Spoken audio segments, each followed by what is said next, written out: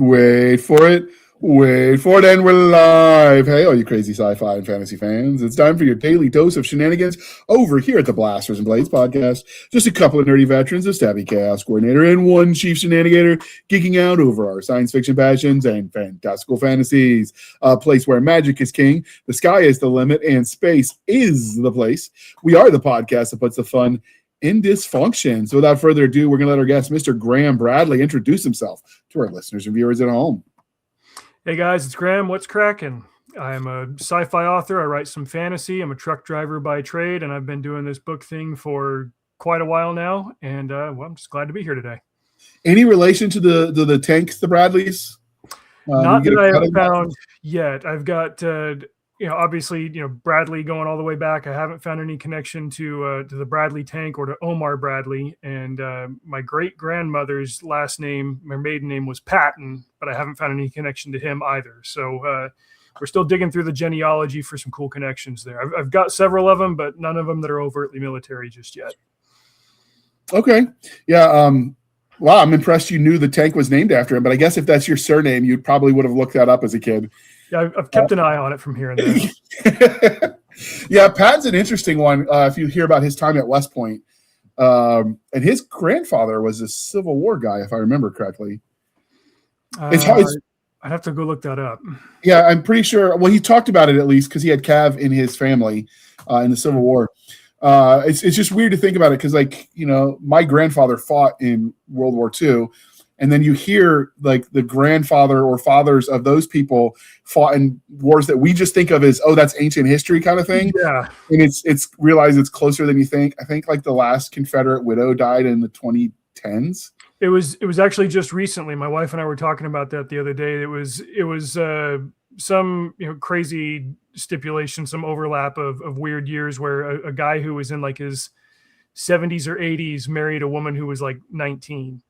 And then she lived for a very, very long time. Like this was just the last couple of years that she died, and she was the last Civil War widow collecting a pension to die. So it's closer than you think. Like my grandmother, my Nana Alice, she just died this year in February, and we got to talking online. Somebody was talking about like how young the United States is, and I ran some numbers. I was like, well, she was 90 years old. She lived for a third of this country's history. When she was born in the 30s, there were still Civil War, people who lived through the Civil War, not veterans maybe so much, but kids who would have had some memory of it. She lived through a third of our presidents. She was born before the atomic age.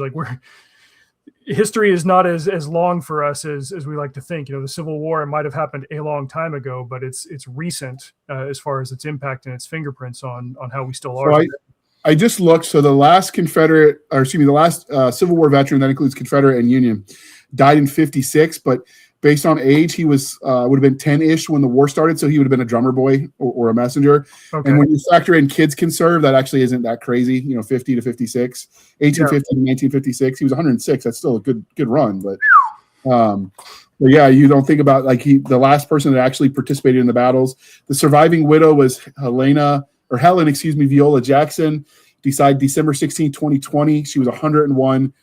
During the Great Depression in 36, she was 17 and married a 93-year-old Union veteran, James William.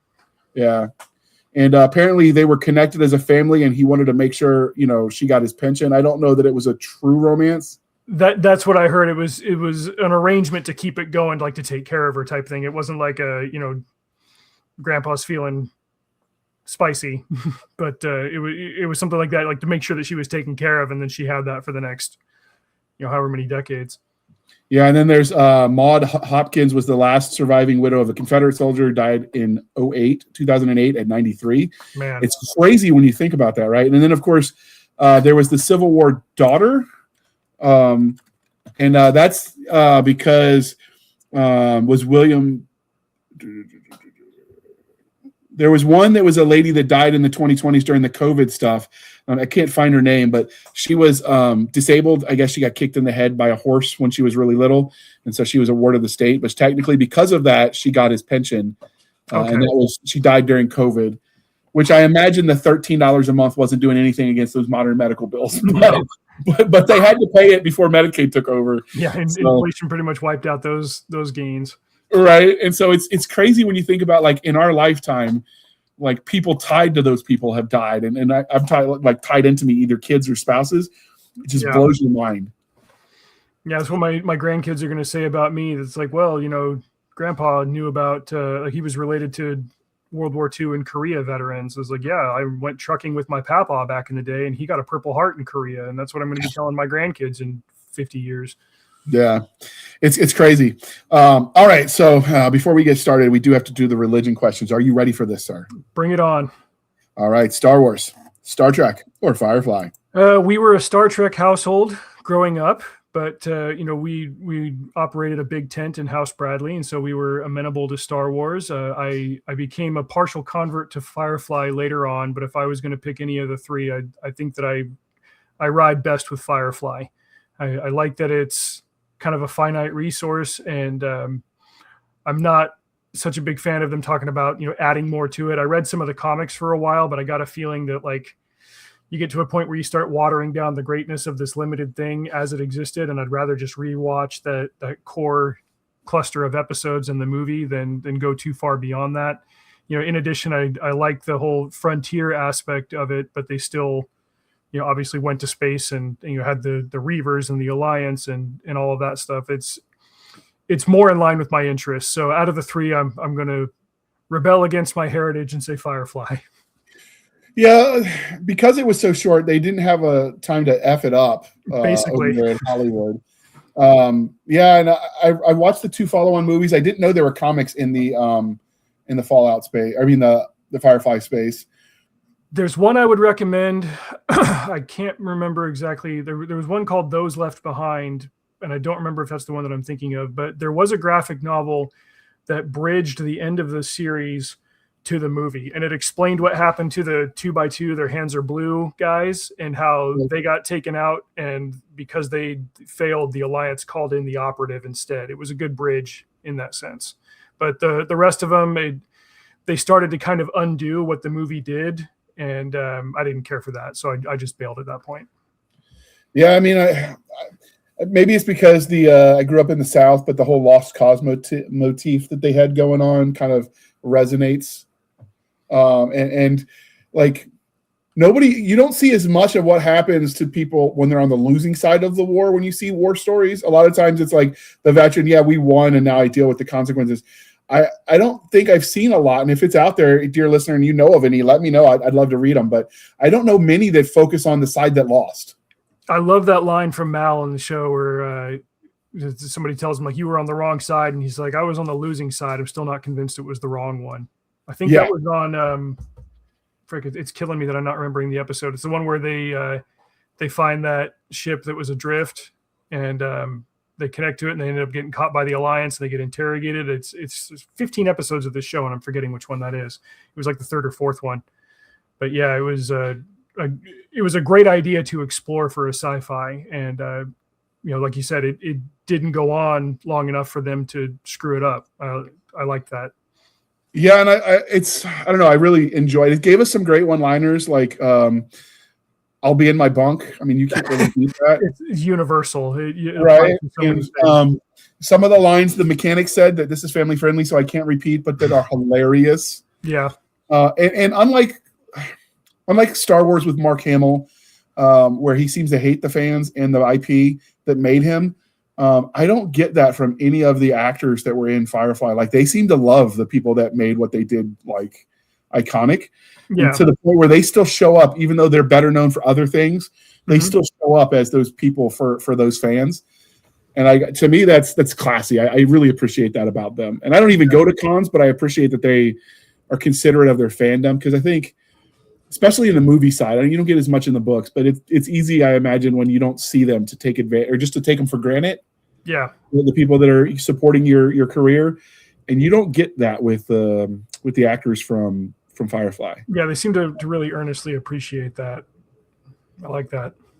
Yeah, and so I don't know. I'm cautiously optimistic about the I don't want to call it a cartoon, I guess animated second season.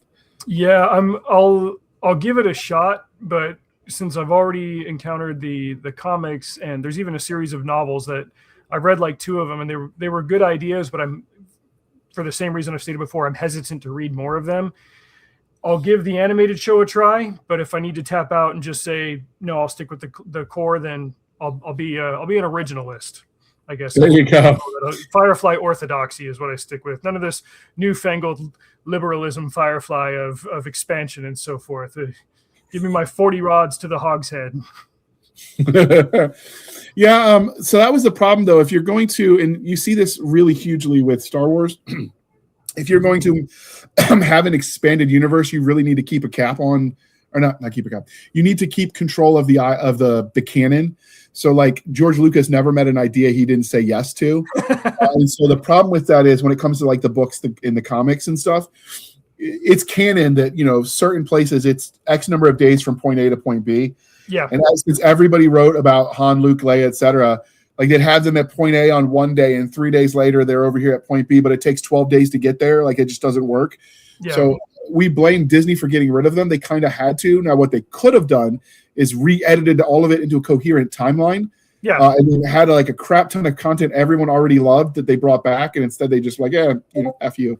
I mean, they could have done with the same thing they did with Marvel. There was a whole lot, there were decades of canon with the Marvel characters, and a lot of it got messy and contradictory, but they adapted it to this through line that they had with the vision for the Marvel stuff. They could have done the same thing, but they just said, like, right from the get-go, we're just going to disregard all the EU stuff and make our own thing. And what they made wasn't very good. Yeah. So, all right. Because we are polytheistic here at the Blasters and Blades podcast, Game of Thrones, The Wheel of Time, or Chronicles of Narnia. The correct answer to this question is The Lord of the Rings.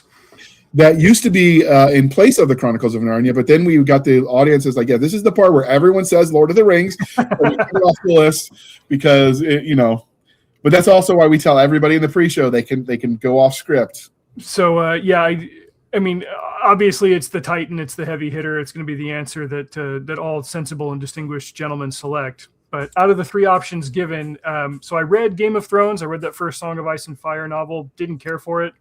I think I've read the first 2 Wheel of Time. I wasn't able to get into those. My wife has read the whole series. She really likes them, but same thing. It just didn't do it for me. And I read all of Narnia. I think there's plenty to like about them.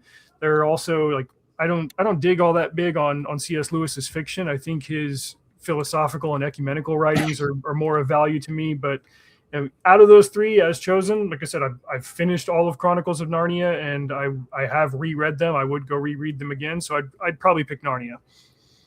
Okay, that's valid. So one of the crying shames of adulthood is we do stop asking each other the important questions in life, and thanks to the generosity of our sponsors, we are bringing that back. And I'm going to ask you, Graham, what's your favorite dinosaur? Well, that's a very good on-brand question for me because I am the author of Fossil Force, which... Hold up. Let me put that up there. Fossil Force. That's my boys' adventure book with Raconteur Press, and I'm working on the sequel right now. I'm very close to having the first draft of book 2 wrapped up. Before I get too far into the weeds on that one, you got your basics, you got your T-Rex and your Stegosaurus and whatever. I picked my favorite when I was in high school. It's somewhat of a recent discovery. It was actually found in Niger in Africa. It's called Suchomimus tenerensis. And it's a bit of a halfway mark between crocodiles and larger theropods. It's like a T-Rex alligator looking monster thing, and it's got these big dagger-like fingers, and it could swim, and it would hunt on riverbanks, and it would even hunt large crocodiles as far as they can guess. When Jurassic Park 3 came out, it even got a shout out when they were trying to figure out what was the species of big dinosaur that was killing the T-Rexes before they knew it was a Spinosaurus. They guessed if it was a Baryonyx or if it was a Suchomimus. So that one's my favorite. There's my nerd deep dive on dinosaurs, is the Suchomimus tenerensis. Okay. That is a acceptable answer. We will allow it. So you can generally tell where a person is chronologically on the calendar of life by what they answer, because some of us, it was, we found dinosaurs and we developed our love from like Land Before Time or Land of the Lost or, Jurassic Park.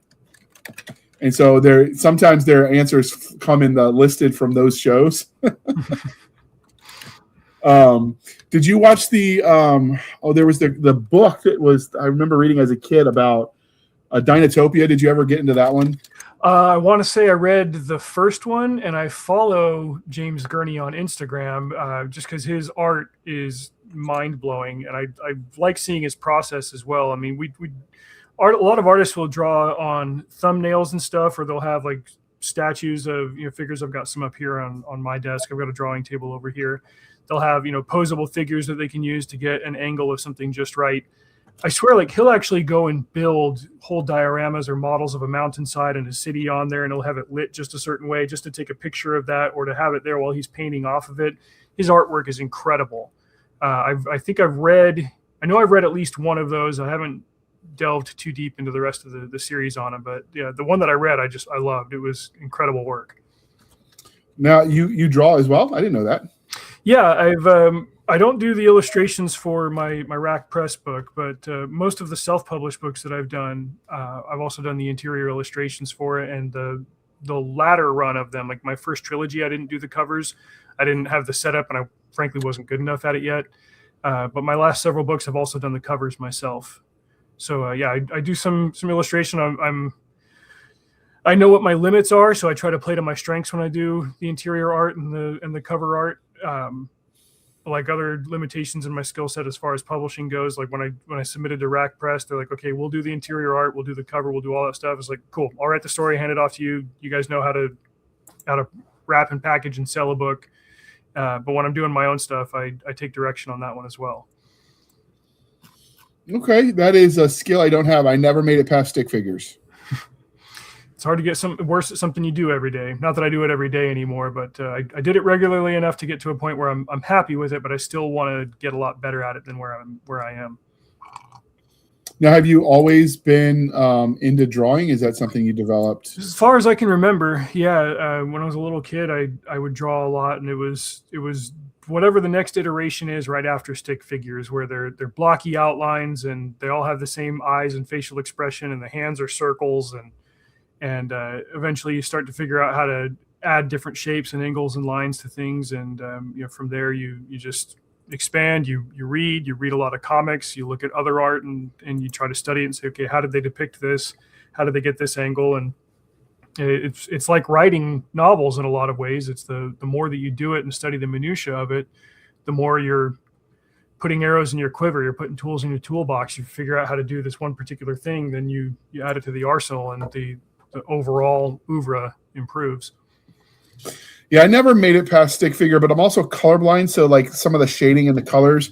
And I actually had an art teacher in elementary school when they found out I was colorblind, told me maybe art was never meant for me. And that's okay. I met a cover artist at RavenCon when they were still in Williamsburg, so I could drive to it, Williamsburg, Virginia. And I told him, I never made it past stick figures, and this is why. And he's like, do you not know black and white art exists? Like, what are you talking about? And so he was so mad at that because he's an art teacher in addition to selling his own art. Like, he teaches kids because he's so passionate. And he was so offended for me. I'm like, look, brother, it's okay. Like, at this point, like, I'm in my 40s. I've moved on. Color is its own discipline within the arts.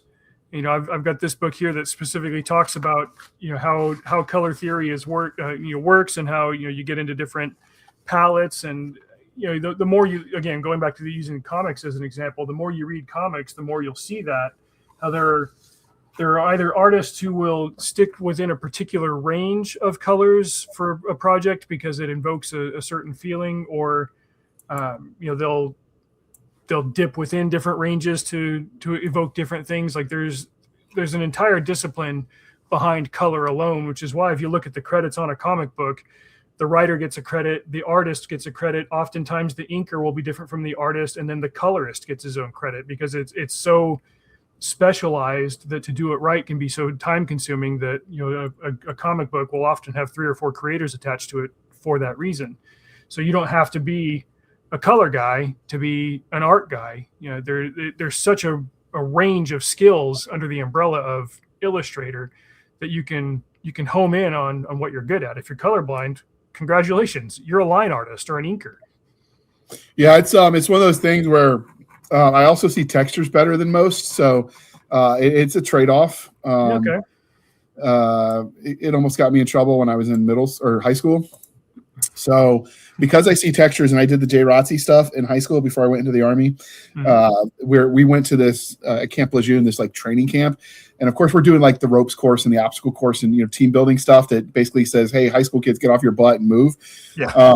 Which some of those kids needed, admittedly. I mean, I was, ran cross country and wrestled, but there were some of us that could have lost. And now I'm the fat guy. So, I mean, I got no malice in my heart. But like, they're like, we're sitting down, and it's not a recruiting pitch, but we also know it's a recruiting pitch. And so we're sitting down doing lunch, and they've got like the static weapons displays, and this is a saw, and this is a 240, et cetera, et cetera. And they're like, and you can't see him, but out there is one of our snipers. And when we're done eating, he'll stand up and you'll see how cool they are.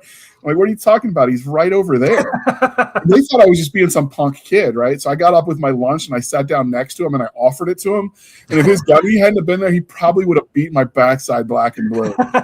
Yes. And so like the gunny asked what was going on. I told him, like, I'm colorblind. I see textures. He stood out like a sore thumb. And at the time, like, they're like, do you want to join the Marine Corps and be on our sniper teams? Because that's a good skill to have. But like in my head, that means being number 2 to someone else. And as a testosterone-filled 17-year-old young man, I'm like, heck no, I'm not going to be anybody's second fiddle. So I went to college instead. But I wonder where life would have been if I'd taken that offer, because they were serious at the time. And I was fairly good at it. I mean, I was a squad designated marksman, so it's not like I was I can't do what the snipers did. Like, have you seen some of the research on how they operate? Yeah. So my first introduction to that was I read Chris Kyle's book back in 2012, and he gets into some of the technical stuff of that. And then from there, I found the ebooks of the Army Sniper Manual and Counter Sniper Manual. And I read through those a long time ago. Some of the details stick out to me, but it got really, really technical. I thought it was fascinating. So back in the day, the History Channel, before it was all ancient aliens and truck drivers on ice, they used to actually do military stuff and history stuff. And so they did one where they would basically, it was like they would compare various historic warrior classes that never met in real life and see who would win, which isn't always fair, because, offense and defense is a yin and yang activity. You develop you make a better shield, I make a better sword to beat your shield, and back and forth it goes. But so they did one where they were comparing the Russian Spetsnaz, however you say it, the Russian Special Forces, against the Americans, and they wanted to show the capability of what snipers could do. So they had 2 different snipers, and the problem is Deadliest Warrior. I think I saw that episode. Yeah, the sniper versus Green Berets. Yeah. Yes. And the guy that was supposedly the Green Beret that was their military advisor, turned out he faked it all. So the show ended up getting canceled, which is a shame, because they should have just replaced him and gotten somebody who's verified credentials. Yeah, I feel like I saw a couple of episodes of that one, and that one's sticking out in my head because the Spetsnaz, they got, like, I don't know if he was just an actor, but they got these 2 Russian guys. The Spetsnaz guy, his name was Sonny Pavikas. And I'm like, okay, this dude has actually either killed people for real, or he's very good at faking it, versus like the 2 Green Berets that they got were some 300-pound weekend warrior guys that barely fit into their gear anymore. If it's the one that I'm thinking of, that. Well, one of the things they did 2 episodes on it. One of the ones they did is to show what a sniper is capable of. Okay. They basically got 2 boxes, and in one of them it was ice. They put the sniper in there in regular whatever gear he would have been in, and then covered him in ice, and it was basically like negative degrees. And because of the ability to control their body through their breathing and stuff, like even after 2 hours in that, their body temperature, their core temperature hadn't gone down by more than like a degree. And then after 2 hours in literal encased in ice, they were able to make the shot between heartbeats as snipers. And then they did the same for a desert environment, showing what you could do. And this guy's in this, like 140 degrees, laying on hot sand. They poured creepy crawlies over him. Like I hope they defang those scorpions or whatever, so they won't kill him. But he just sat there. He didn't move for 2 hours, baking in the heat. His weapon, in both cases, the extreme temperature means that metal is not your friend. Yeah. And in both cases, 2 hours later, after this like crazy physical endurance, they were able to, their core temperature didn't change, which, I mean, I've heard they've tested Buddhist monks on that too. Or maybe it's not Buddhist, maybe it's the Shaolin. They've tested some Oriental monks that could do that kind of stuff, with the martial arts and stuff, where they could control their core like that. And in both cases, they made the shot between heartbeats. Like, I'm not that guy. If the scorpion's on me, I'm throwing that mother out. If it scratches, I probably am going to itch. Like there's a reason I rose to the level and capped out, because that was as far as I could take that ride. But when you see what they're really capable of doing, it is impressive. Yeah, I read a couple of Navy SEAL memoirs, and even the way that they all described the buds training. Like at that point in my life, I was in my mid-20s, and I was starting to feel like, man, I should have gone into the military, and I never did. And then I read buds training, and it's like, okay, I know that's not basic and it's not boot camp and whatever, but I know I wouldn't be able to do that. Like, and I'm a pretty physically fit guy. I've done half a dozen mud runs at this point in my life and stuff. Like I can get into shape for things, but there's a level of like brain and muscle melding to all of that I just doubt that I could reach unless I had a really strong motivation to do so. Those guys are hardcore. Yeah, and it's there was a not remember the name of the book, but there was a scene in one of them where they had to quote where like the average rifleman, it's a skill. A designated marksman, it becomes a science, and when you get to sniper, it becomes a Zen activity. That makes sense based on the way they've described it. You get to a point where it's not just ones and zeros and hard numbers. Like you've got to have something philosophical or almost spiritual underneath it. It'd be like, okay, there's something more to this than just hold, breath, point, click, whatever. Like there's a much deeper level to it all. It's the quote officially is sniping is first a skill, then a science, and finally a Zen activity. And it's from the book The Sniper Mind by David Amberland and Brandon Webb. Brandon Webb's book was The Killing School. In both cases, they featured that quote. But I saw it in a fiction novel, so I'm guessing it's been used other places, which makes sense. Because in this one, the guy was going after the cartel that killed his family kind of trope in modern thriller. Okay. But I do think that's accurate way to describe it, and why I, like I said, maxed out at the limit of my capabilities. And which is why when people ask about SDMs, like what we did, and I'm like, well, it's kind of like a sniper, but not as cool. And I hate even using that because like I feel like stolen valor is written all over it, but I don't know how else to explain the concept. You understand what a sniper is if you at least say that much. It's like, there's some overlap, but it's not the same thing. Right. And so it's weird because, like, you get people, I live in a Navy town, so like Army stuff or Marine stuff, even they don't really get. So when you're trying to explain that to like normies, it's sometimes frustrating. And I'm always quick to be like, but that's not me. I was never that good or that cool. So just a couple of weeks ago, we were at a service project activity. We were cleaning up a youth camp for the church, and there was a guy who asked me, got kind of out of the blue after we'd hung out for the morning. He's like, so what'd you do in the military? And I was like, I was never in the military. He's like, oh, you kind of carry yourself like a military guy. And it's like, I'm flattered. Maybe I've picked up a couple of things here and there. I've worked with a lot of veterans, but I make sure to like never, like A, never present myself that way, and B, like I've had maybe 2 or 3 people ask me that, usually after they see my backpack. Like I carry a rucksack just because it's durable. I've gone through enough backpacks at work that they get destroyed before too long. So I started just buying, rucks, and I'm on my second one in like a decade. What model do you use? Alice? Amazon. It's held up. The zippers don't break, and the bottom of it doesn't give out. And so like that's what I do. But it's typically military guys are buying rucks with all the loops and stuff on them that can take a beating. And I was like, oh, hey, that's more durable than the 16 backpacks that I've already gone through just being a trucker and a construction worker and stuff. So next time they ask you, just look at them and be like, no, my dad just beat me a lot. Okay, that is a I don't know. I've actually been fooled a couple times by like authors that wrote so well on the mill sci-fi that I figured they had to have served. But then, of course, you're reminded of Tom Clancy's famous line, "No, I have a library card." And well, so, and now, like with AI and stuff, and in addition to I run in circles with a lot of writers who are also veterans. I can bounce questions off of them.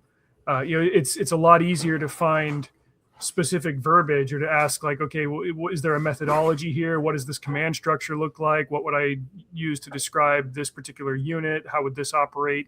It's a lot easier to find information even than it was in Clancy's day. Yeah, you got to be careful because the AIs will hallucinate the chatbot. So trust but verify, as they say. I stress test my answers when I get them from Grok. I don't just like go with the first thing. Yeah, no, I'm telling other people. There's a couple lawyers that have gotten caught recently where they used that, and remember it made up cases that didn't exist, citing cases that were just bull crap. Like a judge is like, "We looked this up. Where did you get this?" And yeah, amazing. And so I use it like super Google for research. Then I verify it, but I would never use it for the writing because that's the fun part. Yeah, exactly. I've said this before on other shows. There are people that look at writers that make a lot of money, especially in that, whether it's, romantasy and lit RPG are the two big ones that are kind of like, I don't like to use the word slop, but you can definitely say that people spam out a lot of content in those genres. And you can make a lot of money at it. There are definitely lit RPG guys who are making 3 times what I make as a truck driver. But I wouldn't want to have that kind of cynical approach to writing. Like, yes, it is a product, and yes, you are trying to do something commercially with it, but you can't separate that from the art side of the process, and you have to love the toil to some degree. Yeah, well, it's more than that. One, like I want my kids to be able to read what I write, and if I'm writing the more spicy stuff, like obviously I'm not sharing that with the kids. That would be awkward. Yeah. No, heck no. And the other part of that is my mother is my first line editor. And so like I remember in my very first series, Tim Taylor's Human Legion Universe, they don't have FTL. What they do is they basically not quite cryo freeze, but something along those lines is so you sleep through your journey, you wake up. Sleep. Yeah. Okay. Yeah. And so in that process, if you get frozen for, whatever, like you could legitimately wake up at 18 because they freeze you right after you finish your training and like meet your twin brother who's now old enough to be your grandfather.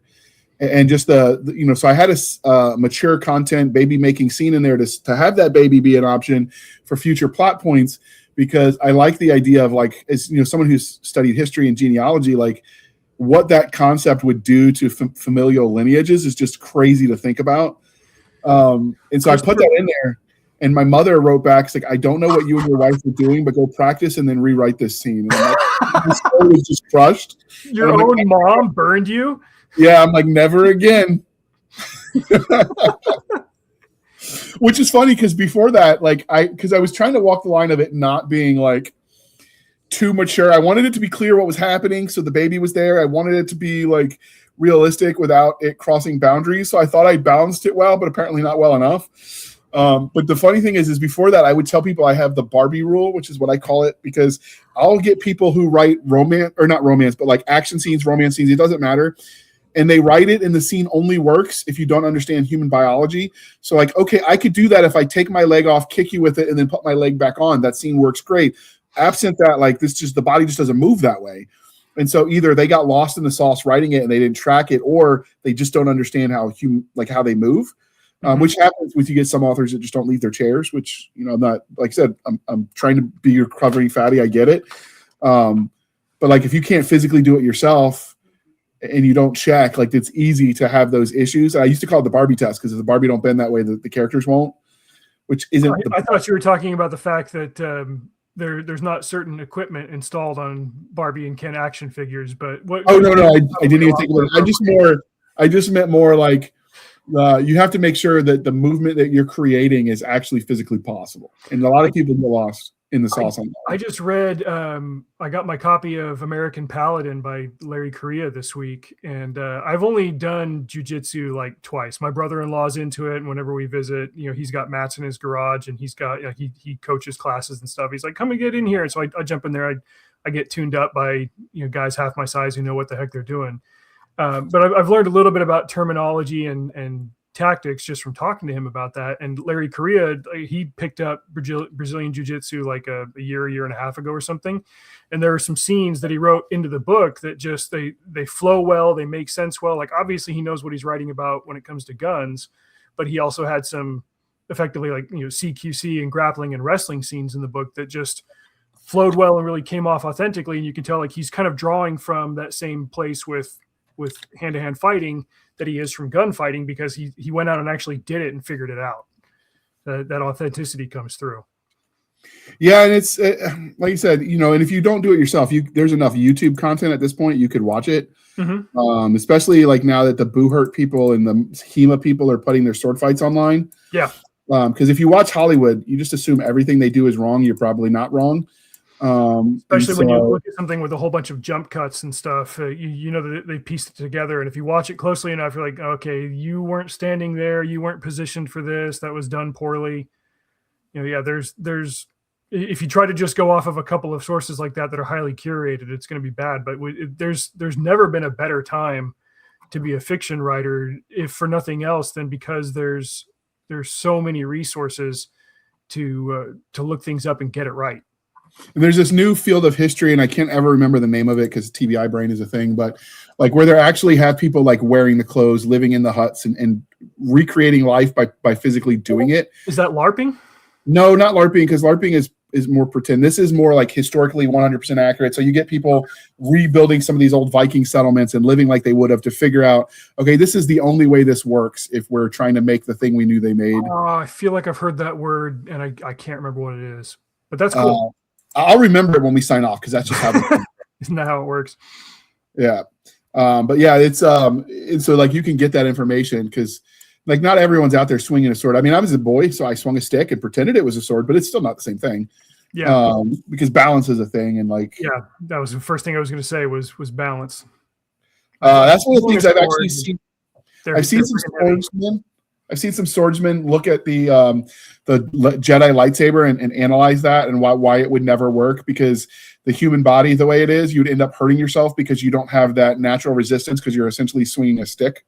Yeah, and you're swinging a very short stick, and they obviously they swing it because they're physically swinging a prop, but the way that you're swinging something that's made of light like that, it wouldn't have that kind of weight to it, and you'd eventually cut it through yourself. Right, because it's the light. It's the it's not magic, but like the laser part is not going to be that heavy. Yeah. So, but anyway, it's definitely interesting that theory. And when we get to the commercial in a minute, I'll look that up and see if I can't find that. But because this is the Blasters and Blades, we do have to ask the last religion question because we got distracted talking nerdy. And I'm going to ask you, sir, because we are civilized human beings here at the Blasters and Blades podcast, we are no longer knuckle dragging troglodytes. Coffee or tea, and how do you take it? Well, I am a practicing Latter-day Saint, so the answer is neither, but I do enjoy me some warm beverages. In the autumn, I stick with my hot apple cider, and pretty much year-round, I am a connoisseur of yerba mate. I picked it up when I was... What's that? My mission. It's an Argentinian... the word literally means dull herb, so it's like any other herbal drink, but it's a very specific kind of one. It's related to holly in the botanical genus. But it's got some stimulants in it. It's got kind of a unique flavor. My wife, who grew up in cow country, can't stand the smell of it because she says it reminds her of alfalfa or manure. So I get to buy the yerba mate and keep it all for myself. She doesn't want to have any of it. But I generally take it straight. Sometimes I'll sweeten it with a little bit of honey. But that's my weapon of choice. So I just looked it up real quick. The living, it's for the public facing side, which is why you went to LARPing. It's called living history or historical reenactment, where they strive for 100% accuracy. Okay. The research side, which is what I was looking for, is called experimental archaeology. Okay. I knew that, but my Google Foo was on point today, so I was able to get it really quickly. Okay. So obviously we're here to talk about your book, and we've been waxing long, and I do that sometimes. This is what happens when Jana's not here to supervise. It's her fault, really, if you think about it. But obviously you didn't wake up one day and say, hey, I'm just going to write a novel. I've never read a book before, but I want to write one. So how did you develop your love of all things speculative fiction? And then how did that translate into or transition into you writing those stories? The easiest place to start is that when I was 4 or 5 years old, my mom taught me to read. And I took to it pretty well, and I took a liking to it. We were always making trips to the library, and it turns out that I was very good at sight reading and reading fast. And teachers were always very complimentary of that. Like, hey, you're pretty good at this. And I was always a daydreamer, and so when I started picking up at a very early age, fantasy or even kind of whimsical fiction, I remember starting out reading Roald Dahl and Gary Paulson in elementary school. And, Gary Paulson was a lot more grounded, and Roald Dahl liked to stick to kind of magical realism and soft children's horror. but that captured my imagination, and I kept just wanting to read more and more and more. And so I always was looking for a new book. In the 90s, Goosebumps came out, and those spread like wildfire amongst elementary school readers. And then in middle school, Animorphs came out. That was another, it worked on a similar serialized model. But then I started getting hungrier for, excuse me, more advanced and more complicated books. And I think 7th grade was when I picked up my first Michael Crichton. I read The Lost World before I read Jurassic Park, because those movies were huge back then. And then I started branching out into other books by Crichton, and I started reading more substantial books. I got into epic fantasy probably in early high school, and from there it was just a constant effort to find things that could entertain me and give me something to daydream about. As far as the writing side of things, in 3rd grade, I had a teacher who she must have been doing this out of pocket, and it wasn't cheap, but she encouraged us to write our own stories. We had a unit that we were doing about writing stories, and she'd give us these sheets of paper that were, the top half was blank, so we could draw something, and the bottom half was lined, and we could write a story, and we could just do that whenever. And it got to the point where I was filling out so many of these stories and turning them in instead of doing schoolwork, which caught up with me in 3rd grade. But we'd turn them into her, and she'd run them down to Kinko's and get the covers laminated and spiral bound. And she's like, "Hey, you wrote a book." And I ended up stacking, I had at least a dozen of them by the end of the year. They were short, they were little 10-page things, and they were pretty much all derivative of Looney Tunes or whatever cartoon I was watching at the time. But that was when the bug bit me that I could write and finish a story. So, from 8, 9, 10 years old, I went on and I wrote Power Rangers fanfic, where I just happened to be like the new main character of the story every single time. But I never stopped writing. And eventually I got to a point where I was like, I want to write my own stories. I got to learn how to create a character. I got to learn how to plot something out. But I was always just sit down at the computer and write until the story is finished. I didn't know anything about word count. I would stop a chapter when I felt like it was time to stop a chapter. But I was just always doing it.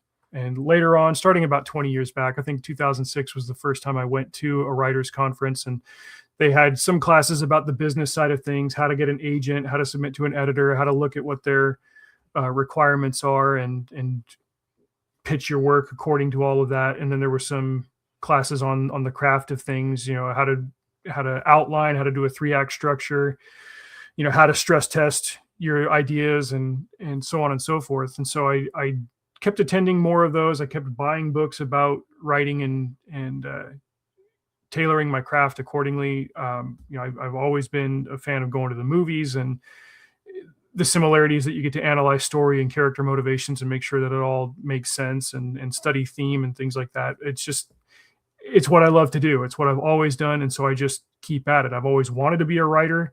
I would love to be a full-time writer. I don't know jack squat about marketing, so I just keep writing and I keep paying the bills with trucking until I get to a point where I've got enough readers that want to regularly read what I put together that maybe I don't have to go step in the truck so often to keep the lights on. But that's in a nutshell my story. It's my love of writing and my love of reading are inextricably linked. I can use big words, I promise.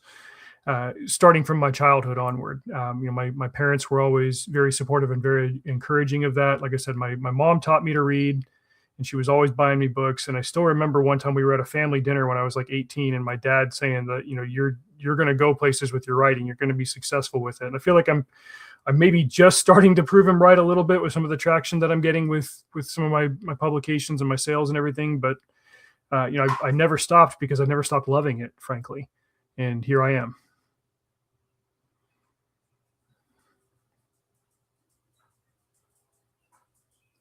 Did I lose you? No, I just forgot to unmute because I'm a boomer.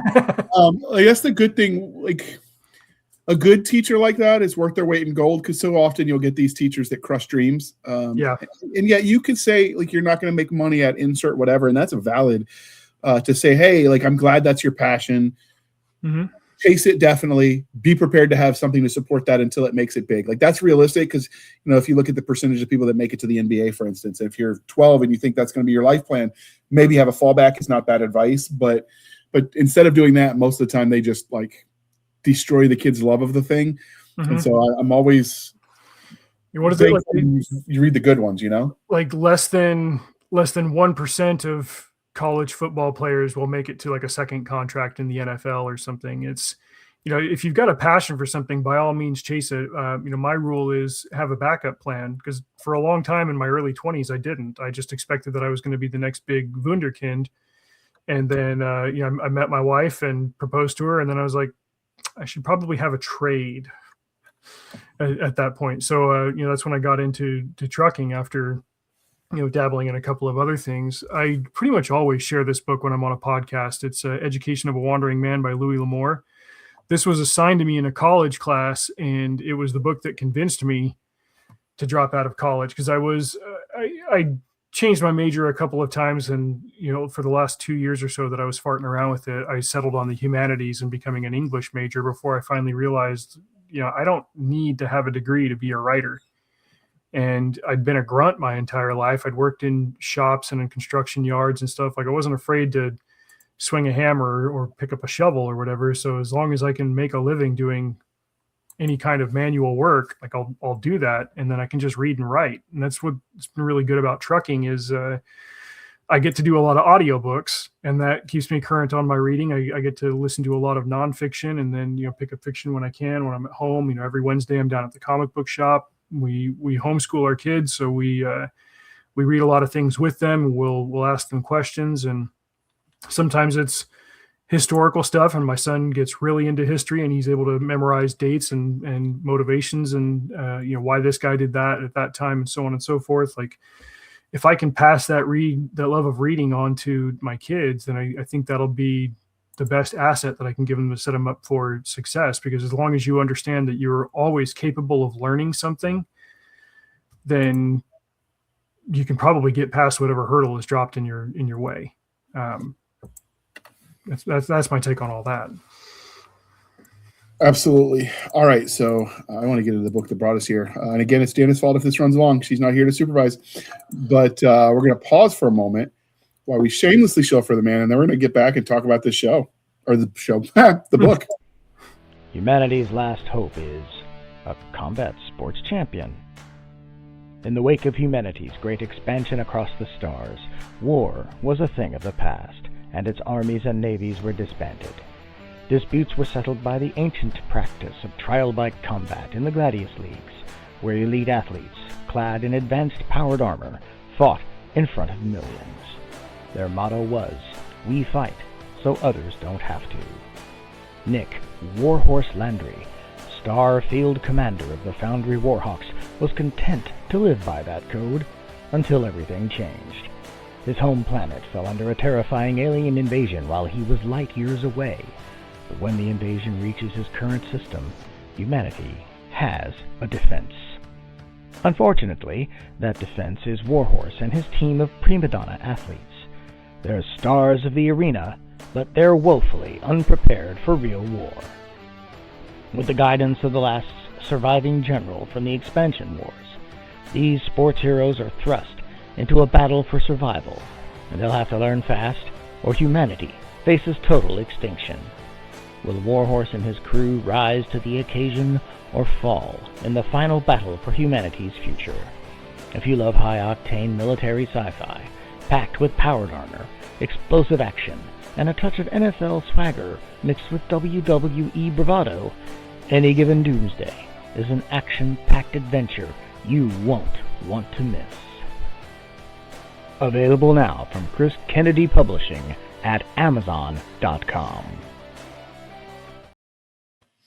All right. Thank you for sticking with us through that commercial interlude. And with that, we are back to talk to Graham about his series that brought us here, Heartlanders. Well, in this case, it's a book. Is this going to be a series, or is this a standalone? Right now, my intention is for it to be a standalone, but I've got ideas that I could do if I was going to pursue a series from it later. It kind of depends on, like, first of all, how well it does, and probably even more importantly than that, when whether I think that the ideas that I get for it are strong enough to merit it. Like, I think this book will be successful and will resonate with a lot of readers, but you could easily overdo it if you try to repeat what's going on in it. So I would have to come up with a really solid idea before I went to pursue sequels. Okay. Now, is that when you wrote this, did you go into it thinking it was going to be a standalone, or how did the idea germinate that became this book? So, For those watching it, this is a mock-up that they put together. This is not the final cover, so if it looks different when you buy the book, this is just a placeholder so we could do the interview and get it out paired with the release, not the final product. So just so we're clear about that. yeah, that's the mock-up that the publisher gave me. I gave him some direction on it, but I really love the feeling of all that. Like, he got the feeling of the book dead on. So I wrote this one last year for the ARC Prize contest. They had this contest for the prompt was just America 2076, and the winner of the prize would get $10,000 and a publishing contract from ARC. And I kept my ear to the ground on ARC and what they were doing, and I liked their ethos. I liked what they were about, how they want fiction where humanity wins in the end. They weren't into nihilism and grimdark and stuff. Like, they wanted something that was more hopeful in that sense. It wasn't that it could be without challenge, without hardship, but take us to somewhere good in the end was kind of the operating idea.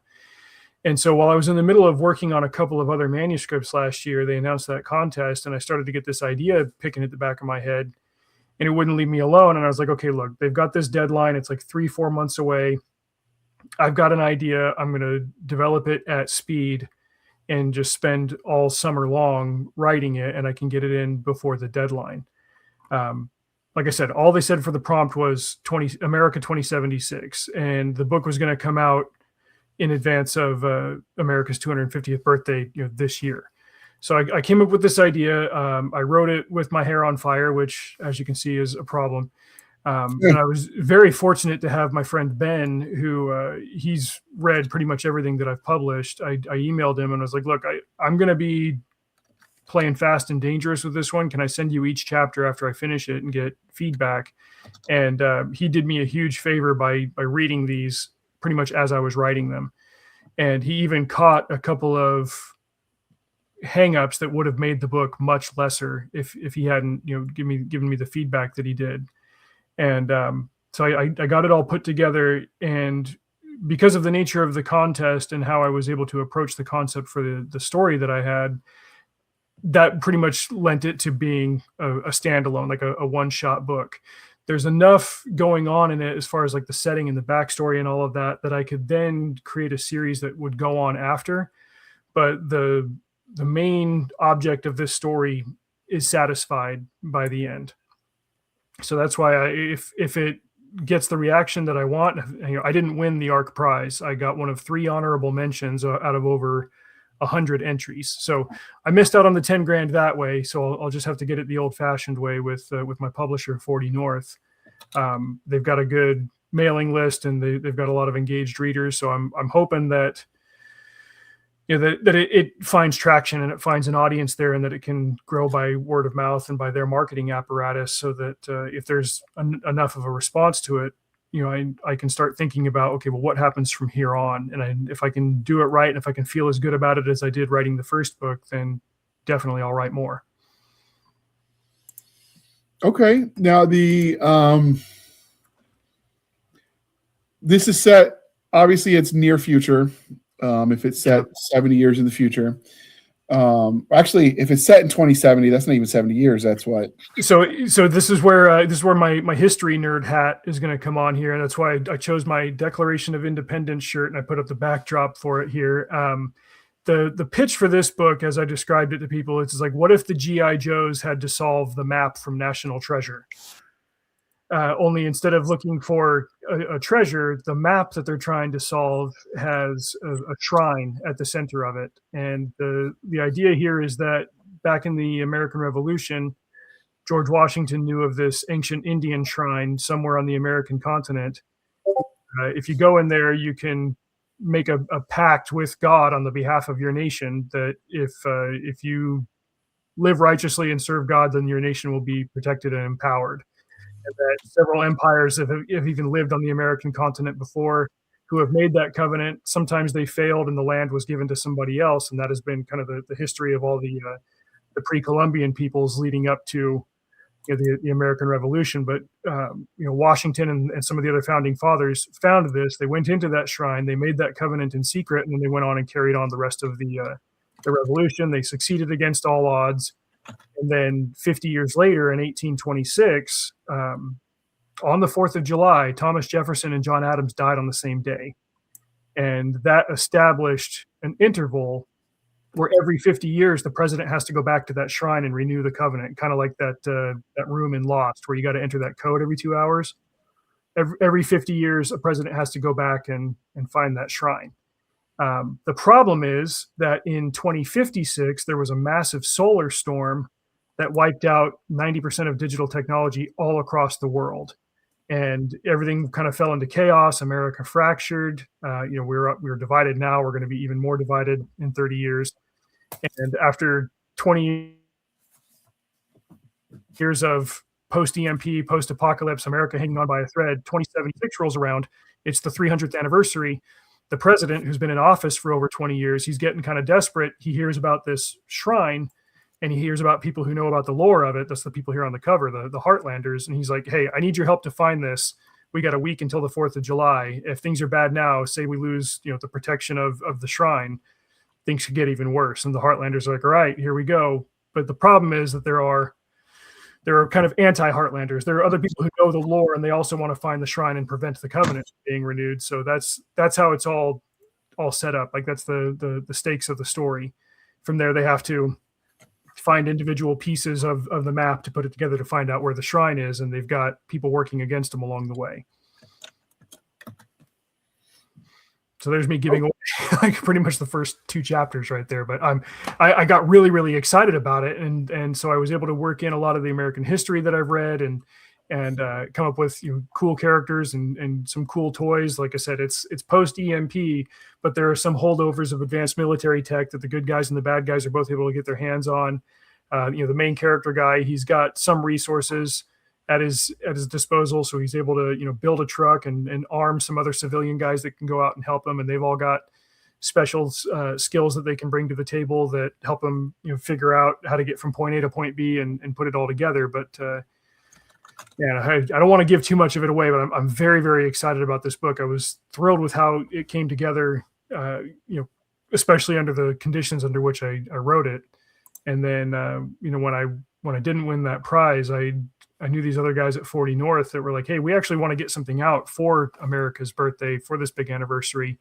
Do you have something? I was like, well, as it just so happens, here you go. And here we are racing to get it out under the deadline. I'm really, really excited for people to read this one. It's some of the most fun that I've had reading and rereading and editing a book. I read it once to my kids, and my son will still ask me questions about it. And he's too young to lie in that sense. If he's not excited about something, he won't talk about it, but he still brings it up every now and then. And I was like, okay, if I can get it stuck in his head, then I think I've got something here. And now I just need to get it out and get it in everybody else's hands so they can have the same experience with it. That's a good reaction, when they too young to be deceitful, or not. The kids don't lie, but you know what I mean. Like, yeah, they like what they like, and they're generally unashamed about it.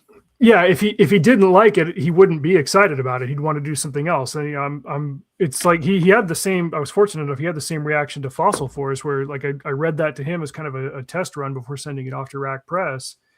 And months later, he'd come up and he'd ask me, he's like, "So is this real or is that real?" I was like, "Oh man, you're still thinking about that?" No, like I made this up for the story, but this was based on that. And like he did the same thing with Heartlanders. He got really, really into it. Like he'll still quote pieces of dialogue from it back at me, and it's like, okay, I told you to turn the lights off when you leave the bathroom like 87,000 times. You can't remember that, but you remember this line from a book that you read one time.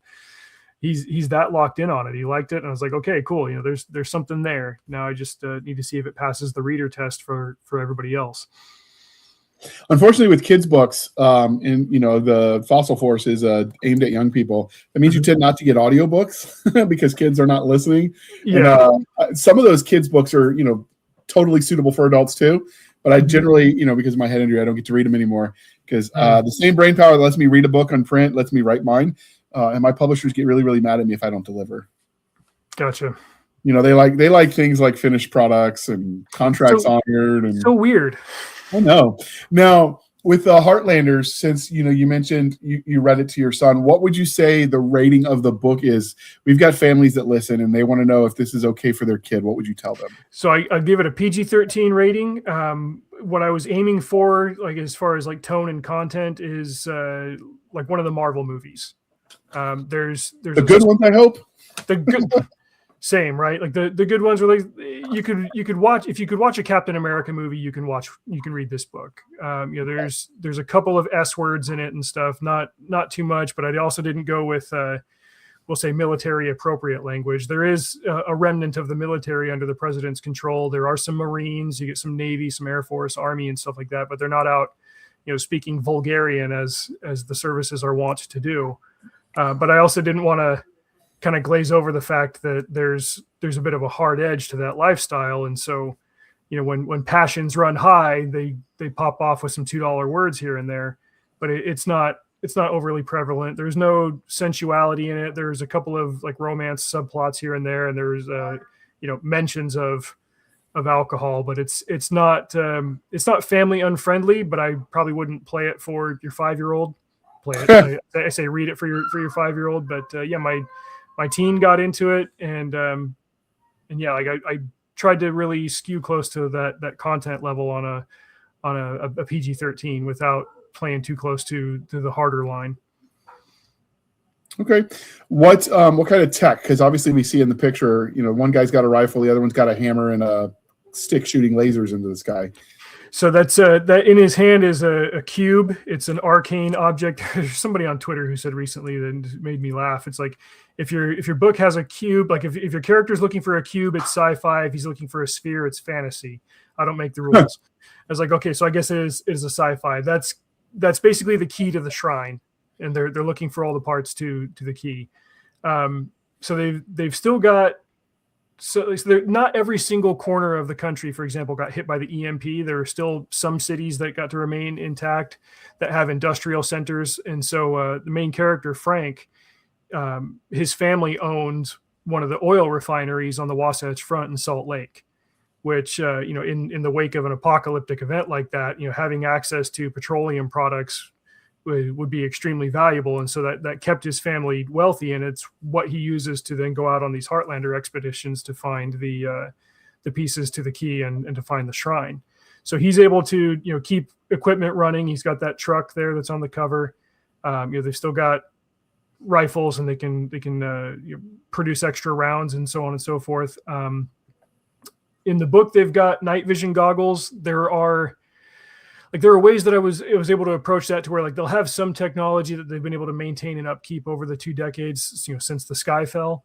But I didn't want to be too overly reliant on it. Obviously the satellites have all fallen from the sky, so they don't have GPS. They have to navigate by other means. A lot of military technology survived because it was shielded, but the military is divided. The commander of the Pacific Fleet of the Navy seceded from the Union after the sky fell, and so like half the military is with him and half the military is with the president of what remains. They don't have the internet. They don't have cell phones. Well, they've got some limited internet and long distance communications. I didn't really focus too much on the technology side of things for cell phones. I called them comms, and some comms are long range and some aren't. So it was a balancing act of trying to figure out like, okay, I don't want to take them straight back to the 1800s. They got to have some advanced things, but I don't want it to be so advanced to where, they could just push a button and solve a problem. Like it's still got to be analog in a lot of ways. So there's some give and take on what they do and don't have. There's some leftover technology from DARPA that the president is able to implement into his little private army that he's running around the country with. And so I did some cool things with that. There's some mech suits that are fun to play with, but again, he's only got 2 of them that are working. So there's up and down on both of those things, or on all those things. Was this inspired at all by the Fallout franchise? Not maybe inspired by it, but when I was fleshing out the setting, there was definitely some parallels to that. So I've only played like an hour or 2 hours of like Fallout New Vegas. And other than that, like my wife and I played a very, very casual Fallout Shelter kind of cartoon game. Like we've both been maintaining vaults for a couple of years, and it's fun. And I think the lore side of that is cool. If I had more time to do gaming, I would definitely play more of New Vegas.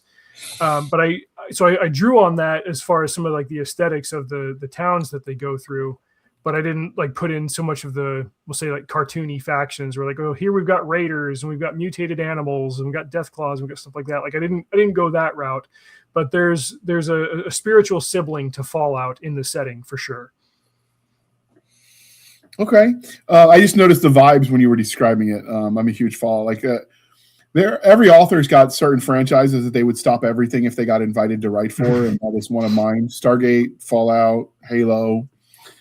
I would say Star Wars, but it sucks too much at this point. I would do Command and Conquer without missing a beat. My brothers and I played those strategy games back in the day, and if whoever holds the rights to that nowadays, I think Electronic Arts has it. Like, suppose they ever wanted to adapt those into a novel series or a screenplay or whatever, I would be all over that. I could do a lot of good with the Command and Conquer franchise, whether it's the Tiberium Wars or the Red Alert line. That would be a ride. But so for me, that's why I just, when you described it, I was just locked in. I'm like, oh, that sounds like Fallout. If you like dinosaurs, and I should have asked this earlier, are you familiar with Primeval? I've heard of it. You should check that out. Your kids will dig it. It's basically all of the cryptids are, in fact, creatures from the past coming in through time anomalies. Is it a streaming show? Is it a movie? What is it? It's a series. You were mentioning Fossil Force, and that's plenty of content in there for new ones. It was super popular. It was Fallout. Primeval was set in the UK, and then Primeval New World was set in Canada. And they stopped making them, not because they wasn't an audience. It just was kind of ahead of its time to a degree, so it cost so much to make, so they just couldn't sustain it. Where will I watched it on Netflix. I've got it. It's on Prime here. I'm seeing Professor Cutter. But it also it just struck me a second ago when you were talking about your Fossil 2008. Force. Wow. Okay. Yeah, it's got some. That's another one of the franchises that stop everything for, but they've got some books in that one as well. So anyway, I got off topic. My mind does weird things. Same. I'm trying to cut back on the coffee, so like my brain must have caffeine. So with the Heartlander stuff, obviously, like with the technology, how much of, so you mentioned the reason I mentioned that is you mentioned that the president is traveling around. So is there no fixed command hub for? So I touch on that in kind of like the first couple of chapters. So NASA saw they call it the second Carrington event. It's solar flares that then just spray EMP all across the solar system. And I did some research on this one. This is actually pretty cool. Like they have an idea of like the range of intervals for solar cycles happening every 10 to 11 years or so. And in 1859, there actually was, they called it the Carrington event. There was a solar flare that hit the Earth with so much EMP that a lot of electrical circuits and in metal and everything, they got overloaded with electricity and they started sparking. Like telegraph wires started sparking and exploding and catching fire. In the 1800s, that would be about the worst of it. And then at night, you had like a kind of an aurora borealis style effect across the sky, like the sky was falling type thing. You can find artistic interpretations of it, but there isn't a whole lot of photography, if any of it, that remains. But I looked that up and I was like, okay, well, if an event like that were to happen in the digital age, it would be far more devastating. And so for the story, NASA and the intelligence agencies were aware that this was coming, but the president intentionally didn't warn people because it would incite panic, and that ends up causing problems elsewhere in the story. But as a result, the president and his cabinet and a limited number of American artifacts are then put onto a plane and flown away to NORAD to hide out in a bunker there. And somebody in the writing/veteran community reached out to me when he heard that I was writing that in there. And he's like, hey, I've actually done maintenance work at NORAD. Are you describing it this way or that way? And he gave me some pointers. It's like some people describe NORAD as this massive underground base when it's really like a bunch of Connex containers bolted together and stuck under a mountain. I was like, okay, it's closer to the way you described it than it is to like some, movie thing. But yeah, they have to go into a shielded bunker and hide there because they're not sure exactly where everywhere is going to hit. They have the FAA ground all the flights. They do what they can to mitigate it without telling people that it's coming.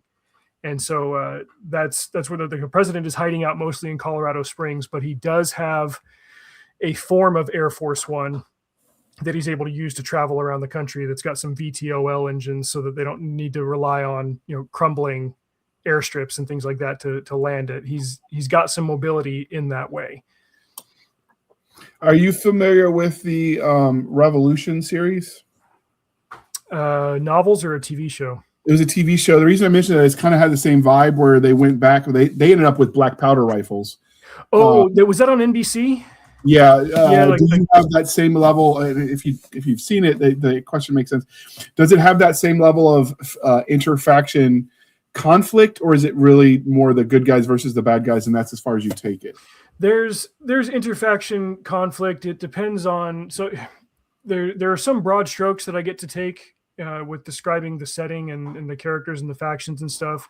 But as far as getting into the details of it, I only do that when the characters are traveling to a specific place where they're going to encounter something to that effect. Like they have to go to different places to find the pieces to the key to the shrine. And so the first one is in the San Fernando Valley, which is, California and the whole West Coast is under the control of the Separatist Navy. And so they got to take certain precautions when they're moving down there. And then later they have to go to the Alamo, and half of Texas is under disputed control by a new cartel that is trying to move back up into the Great Plains. So there are elements like that where they've got to know the history, and then they've got to know the layout, and they've got to have an advanced idea of how they're going to operate in any specific space. They go to Mount Rushmore, they go to Detroit, and from there, I'm able to kind of touch on what's happened since CE2, the EMP event, and even kind of throw in a couple of details to the readers, and here's what's happened since 2026. So there was a word count limit for the contest. It was around 80K for the book. And that kind of gave me a reason to keep it moving at a certain pace without getting into too much detail if it wasn't necessary for what was immediately happening. But I was able to kind of sprinkle in some of those world building details along the way. And then again, keep focus on the fact that they're racing against the clock and they don't have all the information they need to solve this puzzle. And there are other complicating factors of, like I said, secret operators working against them, making their job harder. And that keeps things moving at a kind of a thriller pace as the story unfolds. Do you have a kind of an idea in your head, at least, of what's happening in the rest of the world? Because they would have been hit too. Yeah. I started writing down a list of things like, Taiwan and Hong Kong got completely obliterated by it. And since so much of the world's computing power comes out of facilities in those two places, I think I even established that Beijing got knocked out, which really takes China out of the running as a first world power in terms of how much influence it can exert on the rest of the world. It basically turns their attention inward, and they've got to focus on themselves. A similar thing would have happened in Europe. A lot of lesser developed areas, third world areas, would in effect balkanize or just kind of go back to low technology the way that they were before the colonization era. And so in a world where there's not a whole lot of transatlantic or trans-Pacific travel, and air travel is limited to maybe a handful of people around the world, the ability of other nations to exert any kind of effect on North America at all would be extremely limited. For plot reasons, I don't want to get into too much detail, but the Panama Canal and the Caribbean factor in, and we get an idea of how the land between South America and Central America is kind of bottlenecked. But anybody who's got, we'll say, the calories and the resources to try to move north to North America has no idea what's going on in North America. So it wouldn't really make any sense for them to try to make a sojourn north. They'll eventually understand that what's happening on their corner of the world is happening everywhere, which allowed me to, again, keep the focus kind of tight to where it needed to be. This is a story about Americans traversing America to find pieces of American history. And I was able to then kind of hold off any other external influences in that way. Okay, now, I mean, you said external influences. So, what about Canada? Is that because that's transversable because it's connected? So most of Canada's population lives within like 100 miles of the border of the 54th parallel. And since they go to Detroit with Ontario just on the other side there, it factors in, but I didn't get into too much detail about what happened to the Canadian government. In the back of my mind, it was just they kind of fragmented. There's the French side and the English side. And the entire world, I did establish this in the book, like the entire world became much more concerned with the immediate needs of food and energy if they could get it. And they would trade the one resource that they had, which was their labor, for the one thing that they needed, which was food.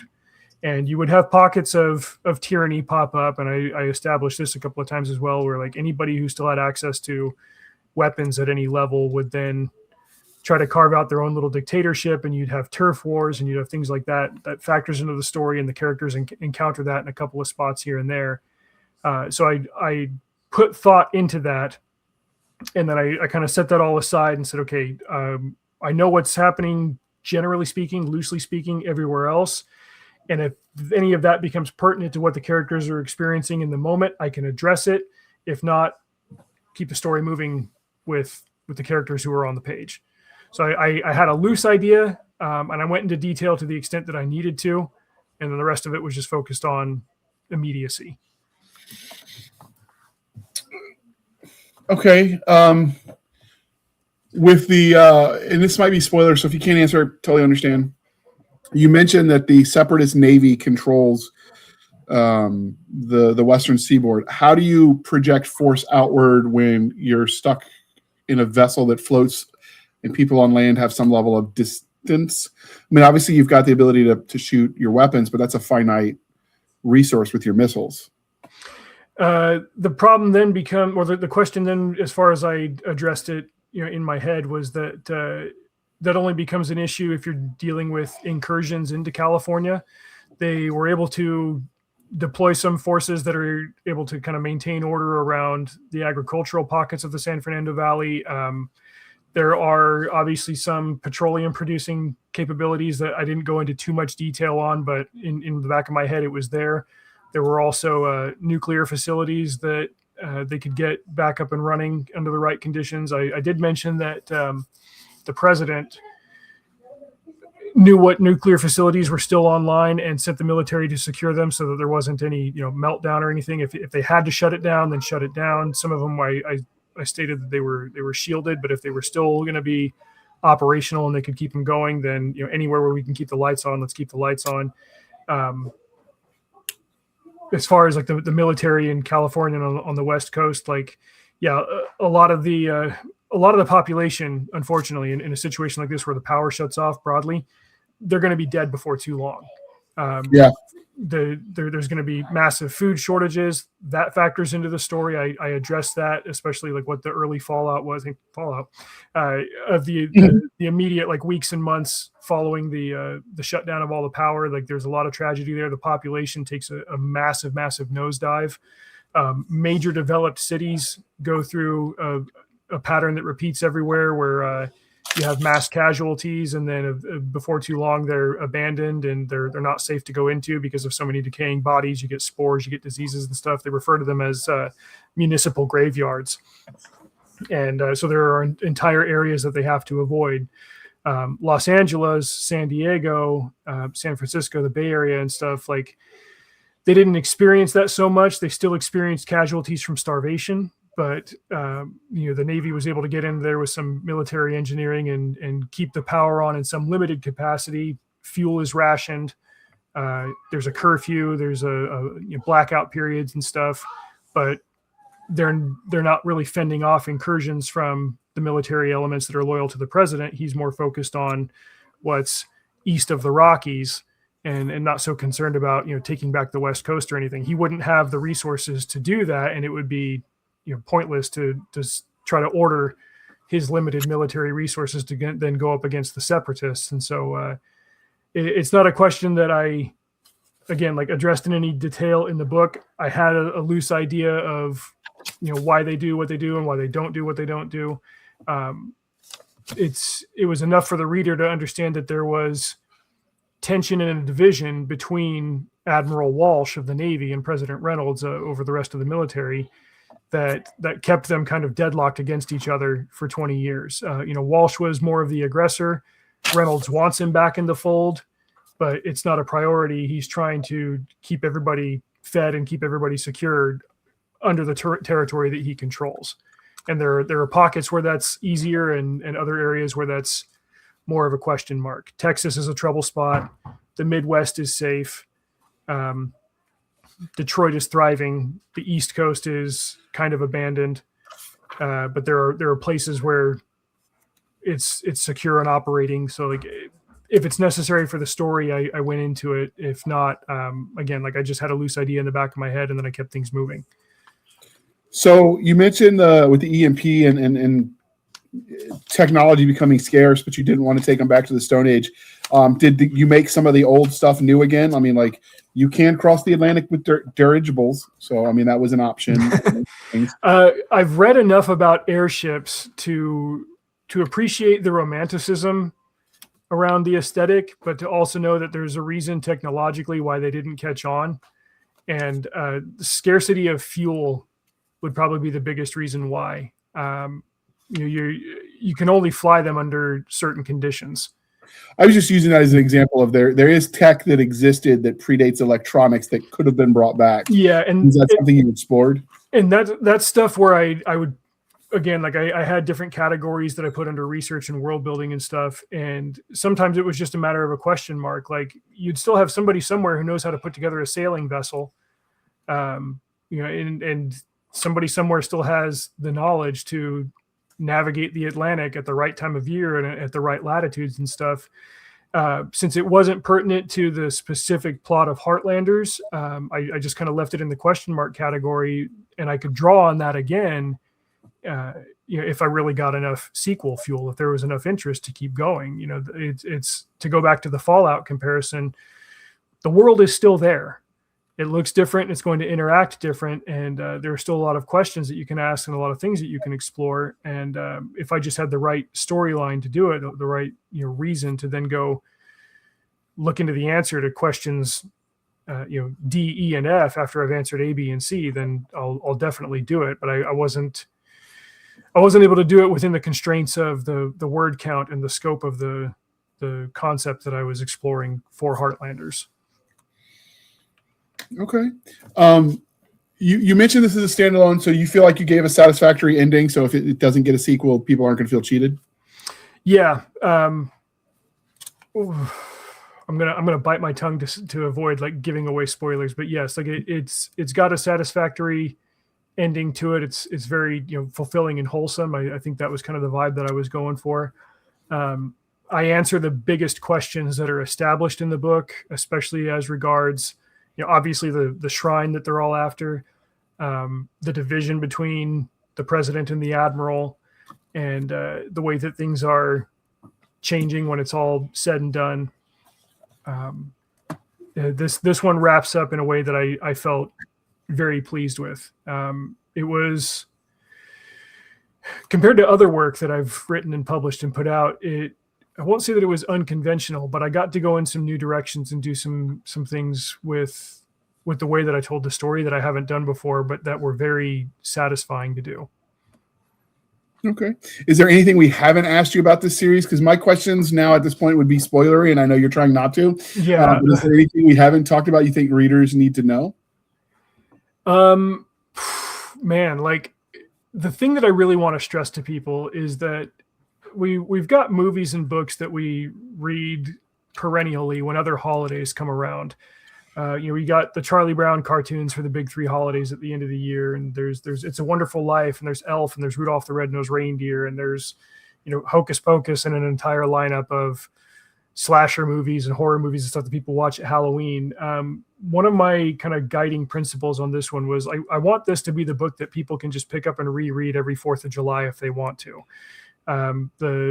The length of the book, it came out to about 250 pages. I can't remember the trim size that they went on, but it's under 80,000 words, and it is written to read fast. There's enough detail to answer the big questions and some of the not as big but still interesting questions. But the pacing is meant to just pull you through it as you go. And I feel like not to pat myself on the back too hard, did a really great job of A leads to B leads to C. And even if you end a chapter, you're going to want to keep going, so that it's not a huge time suck. It's not like you're trying to sit down and read War and Peace every June.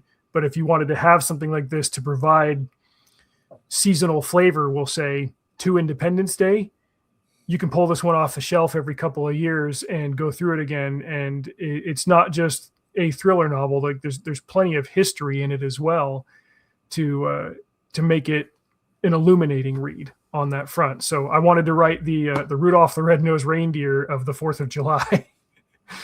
and so pick it up and read it and tell me how I did. So what you're telling me is if this was made into a movie, you want young Nicolas Cage as one of the actors? Nicolas Cage would probably play President Reynolds in the movie of Heartlanders. So oftentimes when I'm putting together a book, like I'll do some fantasy casting in my head to kind of help me get the unique elements of a character down. And while Nicolas Cage has an entire spectrum of insanity that he can go to, last year I rewatched both National Treasure movies, in between working on the book. And the first one is beautiful and awesome. The second one, it's got its ups and downs, but there are some moments where he really taps into something special there. And there's this conversation that he has with the president in Book of Secrets, where he speaks almost romantically about the office of the president and the burden of history. And there's just this vein of something that he taps into that I'm like, that's the President Reynolds energy right there. It's not a complete one-to-one of like, okay, he needs to be the president in this book. But if I was going to get a cameo or a wink, wink, nudge, nudge role out of an established actor for the film adaptation of Heartlanders, Nicolas Cage would have to be President Reynolds. Okay. All right. So what are you reading at the moment? You mentioned as a truck driver, you get to read a lot. Oh, yeah. Gosh. So I'm working on, over on my Substack, I'm doing the 5-minute Iliad. And if the Iliad is, 24 books, they're not chapters, they're books. I'm going through and just kind of reading these chapters one at a time and offering a whimsical summation of them. And I'm kind of doing the same thing with reading the Federalist Papers. My brother has a PhD in political philosophy, so he's recommended a lot of really boring books to me over the years. And I got this one on his recommendation back in 2012, the Kessler edition of the Federalist Papers. And it's been sitting on my shelf ever since. And finally this year rolled around and I was like, all right, if I'm going to tackle this would be the year to do it. And so same thing, I'm reading through it slow and I'm offering my thoughts upon, a dozen of the papers once a month on Substack. If you're unfamiliar with what the Federalist Papers are, in 1787, there was some debate as to whether we should adopt the Constitution. We'd been living under the Articles of Confederation for a little bit under a decade. And these three writers, Hamilton, Madison, and Jay, wrote under a pen name to explain in great detail why the Articles of Confederation were insufficient as a system of government for the 13 colonies as a whole. And so the Constitution had been drafted and everything, and it was them basically pitching the Constitution to the nation and saying, ratify this, here's how this works, here's everything that it addresses, here's all of that. On the other side, there were anti-federalists saying, no, the Articles of Confederation are fine, or at the very least, we shouldn't go to a federal model, here's the drawbacks for it. And so I'm getting familiar with those arguments. I want to know what they are and what people were debating and how they worked. And so I'm finally tackling the Federalist Papers. I've got this book here that's a collection of the Constitution and other U.S. writings. Some of them are ones you wouldn't really think of as like important American documents, but they're noteworthy. There's an entire speech by Susan B. Anthony on women's suffrage. There's the details of the Alaska Purchase. The one that I covered this week was the document that established Yellowstone as the first national park and why we should preserve national parks. Like I offered up my thoughts on that over on the Substack, but I'm reading through those. And then on the recommendation of numerous friends of mine, I decided to tackle this, the Book of the New Sun by Gene Wolfe. And I'm picking through that one very slowly because he's got such a poetic way of writing and speaking that I wouldn't blitz this the way that I would blitz a fantasy or a thriller or whatever. Like I want to digest the way that he writes and describes things and the voice of his character. It's beautiful, and it doesn't lend itself to a very, very fast read. Kind of like earlier I was going to mention Christopher Rocchio. You talked about sci-fi where there are characters that go into hypersleep or fugue states, and then they wake up and they're younger than their children and stuff. Fugue states play a role in the Sun Eater series that he wrote, that he just finished. And I think by the end of it, I haven't finished the final book, but his main character, Hadrian, is like 1,000 years old or something, because he, in addition to genetic modifications and stuff, like he goes into the fugue states from time to time, and that just wreaks havoc on the timeline.